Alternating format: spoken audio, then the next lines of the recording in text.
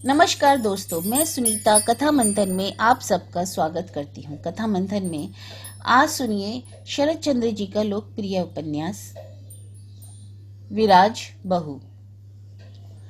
हुगली जिले के सप्तग्राम में नीलांबर और पीतांबर चक्रवर्ती दो भाई थे। उस तरफ मुर्दे जलाने, कीर्तन करने, ढोल बजाने और गांजा पीने में नीलांबर जैसा कोई नहीं था। उसके ऊंचे पूरे गोरे शरीर में असाधारण बल था। गांव में जैसे उसी के परोपकार में प्रसिद्धि थी, गंवार के रूप में वैसी ही बदनामी भी थी। लेकिन छोटे भाई पीतांबर की प्रकृति बिल्कुल भिन्न थी। वह ठिगना और दुबला पतला था। किसी के घर गमी होने की खबर सुनकर ही शाम के बाद उसका शरीर ना जाने कैसा होने लगता। अपने भाई की तरह ऐसा मूर्ख भी नहीं था और गंवारपन के पास भी नहीं फटकता था। सवेरे ही खा पीकर बगल में बस्ता दबाकर घर से निकल जाता था और हुगली की कचहरी के पश्चिम ओर के एक पेड़ के नीचे आसन जमा देता। दिन भर अर्जियां लिखकर जो कुछ कमाता था वह शाम के पहले ही घर आकर अपने बकस में बंद कर देता था। रात को घर के द्वार खिड़की वगैरह अपने हाथ से बंद करता और फिर पत्नी से फिर जांच करा लेता और तब सोता था। आज सवेरे नीलांबर चंडी मंडप में के एक और बैठा तंबाकू पी रहा था। इसी समय उसकी कुंवारी बहन हरीमती चुपके से आकर पीठ के पीछे घुटने टेक कर बैठ गई और भाई की पीठ में मुंह छिपाकर रोने लगी। नीलांबर ने हुक्का दीवाल के सहारे रख दिया और अंदाज से एक हाथ बहन के सिर पर रखकर प्यार से कहा, आज सवेरे सवेरे तो क्यों रोती है बहन? हरीमती मुंह रगड़कर भाई की पीठ भर में आंसू लगाकर बोली, भाभी ने मेरे गाल मीड़ दी और कानी कहकर गाली दी है। तुझे कानी कहती है? अरे ऐसी दो आंखें रहने पर जो कानी कहती है तो वही खुद ना कानी हुई, किंतु गाल क्यों मीड़ दिए? हरीमती, यूं ही। नीलांबर, यूं ही? अच्छा चल देखो तो। कहकर हरीमती का हाथ पकड़े हुए नीलांबर ने घर के भीतर जाकर पुकारा, बिराज बहू। बड़ी बहू का नाम ब्रजरानी है। 9 वर्ष की अवस्था में उसका ब्याह हुआ था। तब से सब लोग उसे बिराज बहू कहकर पुकारते हैं। अब उसकी अवस्था 19 से 20 वर्ष की होगी। सास के मरने के बाद से वही इस घर की गृहिणी है। ब्रजरानी असाधारण सुंदरी है। 4-5 साल पहले उसके एक पुत्र हुआ था जो सौर में ही मर गया। तब से वह निसंतान है। वह रसोई घर में काम कर रही थी। पति के पुकारने पर चौके से बाहर आकर भाई बहन को एक साथ देखकर जल उठी। बोली, कल मुही उल्टे नालिश करने गई थी। नीलांबर, अरे क्यों ना जाए? तुमने उसे कानी कह दिया जो सरासर झूठ है, लेकिन तुमने गाल क्यों मीड़ दिए? बिराज, इतनी बड़ी हो गई है, सोकर उठी, ना मुंह धोया ना धोती बदली, गौशाला में घुसकर बछड़ा खोल दिया और मुंह भाई खड़ी देखती रही। आज एक बूंद दूध नहीं मिला, इसे पीटना चाहिए। नीलांबर ने कहा, नहीं जी, नौकरानी को ग्वाले के यहाँ से दूध लाने के लिए भेज देना चाहिए। अच्छा बहन, तूने एक बछड़ा क्यों खोल दिया? यह काम तो तेरा नहीं है। हरीमती भाई के पीछे खड़ी धीरे से बोली, मैंने समझा कि दूध दुहा जा चुका है। अब और किसी दिन ऐसा समझा तो ठीक कर दूंगी। कहकर बिराज चौके में जाने को हुई कि नीलांबर ने हंसकर कहा, इस उम्र में तुमने भी एक दिन माँ का पालतू तोता उड़ा दिया था। पिंजड़े की खिड़की यह समझकर खोल दी कि पिंजड़े के भीतर से तोता उड़ नहीं सकता, याद है? वह घूमकर खड़ी हो गई और हंसकर बोली, हाँ याद है, मगर तब मैं इतनी बड़ी नहीं थी, इससे छोटी थी। यूं कहकर काम करने चली गई। हरीमती ने कहा, चलो ना भैया, बाग में चलकर देखें आम पकने लगे हैं या नहीं। नीलांबर ने कहा, अच्छा चल बहन। इसी बीच में नौकर ने भीतर आकर कहा, नारायण बाबा बैठे हैं। नीलांबर ने कुछ अप्रतिभ होकर धीमे स्वर में कहा, इस बीच ही आकर बैठ गए? बिराज ने चौके के भीतर से सुन लिया। उसने तेजी से निकलकर चिल्लाकर कहा, बाबा से जाने के लिए कह दो। फिर स्वामी की ओर लक्ष्य करके कहा, अगर तुम सवेरे ही यह सब पीना शुरू कर दोगे तो मैं सिर पटक कर जान दे दूंगी। आजकल यह सब क्या हो रहा है? नीलांबर कुछ बोला नहीं, चुपचाप बहन का हाथ पकड़कर खिड़की के द्वार से बगिया में चला गया। इस बाग में एक तरफ से सरस्वती नदी की एक पतली धारा गंगा यात्री की क्षीण सांस की तरह बाहर जा रही थी। उसमें सेवार भरा हुआ था। बीच बीच में गांव के लोगों ने पानी के लिए कुइयां खोद रखी थी। उसी के आसपास सेवार से युक्त उथले तले में खुली हुई सीपें स्वच्छ पानी के भीतर से असंख्य मक्खियों की तरह धूप में चमक रही थी। किनारे पर एक काला पत्थर पास ही के समस्ती स्तूप की दीवार से किसी अतीत दिन की वर्षा के तेज बहाव के कारण खिसक कर यहाँ आ पड़ा था। इस घर की बहुएं रोज शाम को उसी पत्थर के सिरे पर उस मृत आत्मा के लिए दीपक जलाकर रख जाती थी। उसी पत्थर के किनारे बहन का हाथ पकड़े हुए नीलांबर आकर बैठ गया। नदी के दोनों किनारों पर बड़े बड़े आम के बाग और बांस की झाड़ थे।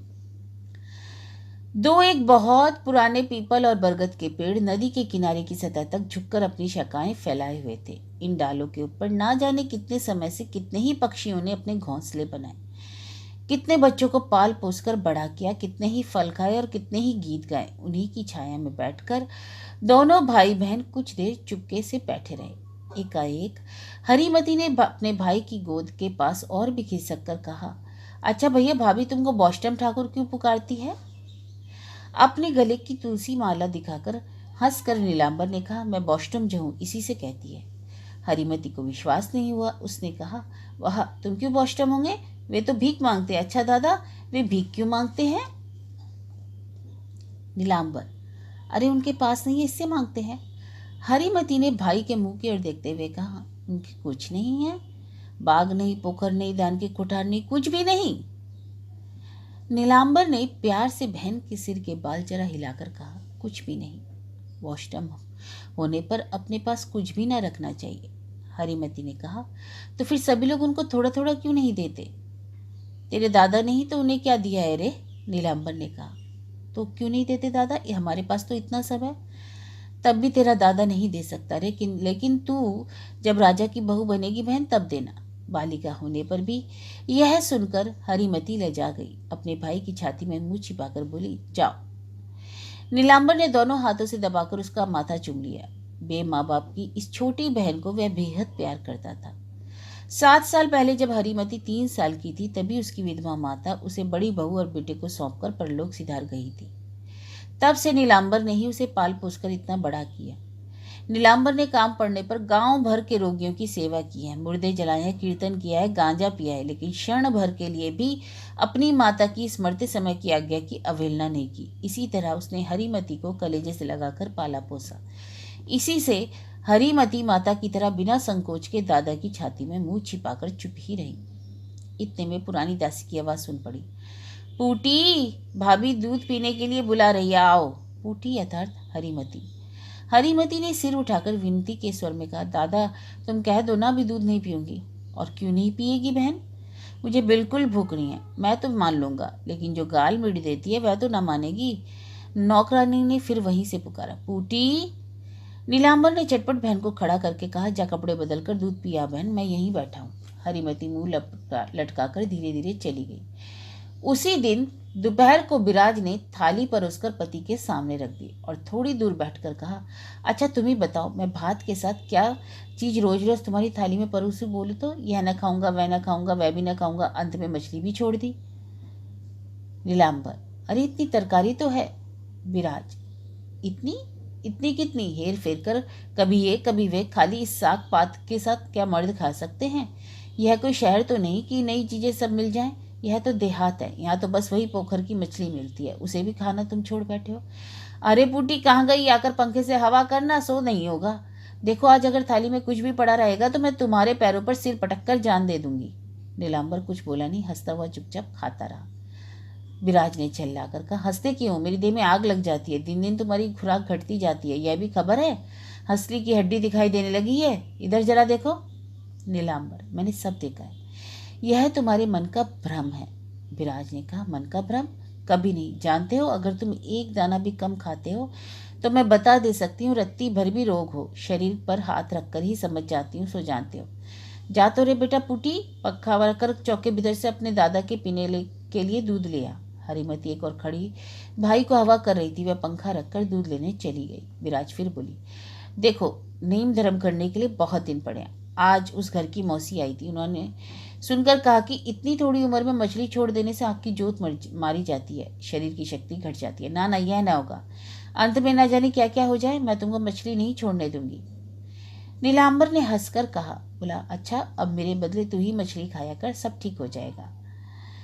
विराज ने चिढ़कर कहा, भंगी चमारों की तरह फिर वही तू तकरार। नीलांबर ने अप्रतिभ और लज्जित होकर कहा, याद नहीं रहता विराज, बचपन का अभ्यास ठहरा, छूटता ही नहीं। याद है कितनी दफे तुम्हारे कानों में ठे हैं मैंने? विराज होठों में दबी हुई हंसी के साथ बोली, नहीं याद। मुझे छोटी पाकर तुमने क्या कम अत्याचार किया है? बाबूजी से छिपाकर माँ की आंख बचाकर तुम मुझसे कितनी चिल्लमें भरवाते थे। तुम क्या कुछ कम दुष्ट हो? नीलांबर ठहाका मारकर हंस पड़ा। उसने कहा, आज भी वे सब बातें याद है, मगर मैं तभी से तुमको प्यार करने लगा था। विराज हंसी दबाकर बोली, जानती हूँ, अब चुप करो, पूटी आ रही है। हरीमती ने आकर दूध का कटोरा भाई की थाली के पास रख दिया और फिर पंखा लेकर हवा करने लगी। विराज ने उठकर हाथ धोए, फिर पति के पास बैठ गई। ला पूटी, पंखा मुझे दे दे, तू जाकर खे। पूटी चली गई। विराज पंखा झलते झलते बोली, सच कहती हूँ, इतनी छोटी अवस्था में ब्याह होना ठीक नहीं। नीलांबर ने पूछा, क्यों क्यों ठीक नहीं? मैं तो कहता हूँ कि लड़कियों का बहुत छोटी उम्र में ही ब्याह हो जाना अच्छा है। विराज सिर हिलाकर बोली, नहीं, मेरी बात और है, क्योंकि मैं तुम्हारे हाथ पड़ी थी। इसके सिवा मेरे कोई शरारती दुष्ट ननद या जिठानी भी नहीं थी। मैं 10 साल की उम्र में ही गृहिणी बन गई थी, लेकिन मैं और लोगों के घर भी तो देखती हूँ। छोटी उम्र में ही जो बक झक और मारपीट शुरू हो जाती है, वह बड़ी होने पर बंद नहीं होती। इसी से तो मैं अपनी पूटी के ब्याह का भी नाम ही नहीं लेती। नहीं तो अभी परसों ही पूटी के ब्याह के लिए राजेश्वरी तला के घोषाल बाबू के घर से घटकी आई थी। लड़की जेवर से लाद दी जाएगी और नगद 1000 रुपये। मैं तो भी मैं कहती हूँ कि नहीं, अभी नहीं, 2 साल और रहने दो। नीलांबर ने आश्चर्य से सिर उठाकर कहा, तुम क्या रुपए लेकर लड़की भेजोगी? विराज, रुपए क्यों ना लूंगी? अगर मेरे एक लड़का होता तो हमें रुपए देकर घर में बहू डालनी पड़ती या नहीं? तुम लोग क्या 300 रुपये देकर मोल नहीं लाए थे मुझे? देवर के ब्याह में क्या 500 रुपये नहीं देने पड़े थे? ना ना, तुम इन सब बातों में दखल ना दो। हम लोगों की जो रीति है मैं वही करूंगी। नीलांबर ने और भी विस्मित होकर कहा, यह तुम्हें किसने बताया कि हम लोगों की रीति लड़की बेचना है? यह ठीक है कि हम लोग लड़की वाले को रुपए देते हैं, लेकिन अपनी लड़की के ब्याह में 1 पैसा भी नहीं लेते। मैं पूटी को दान करूंगा।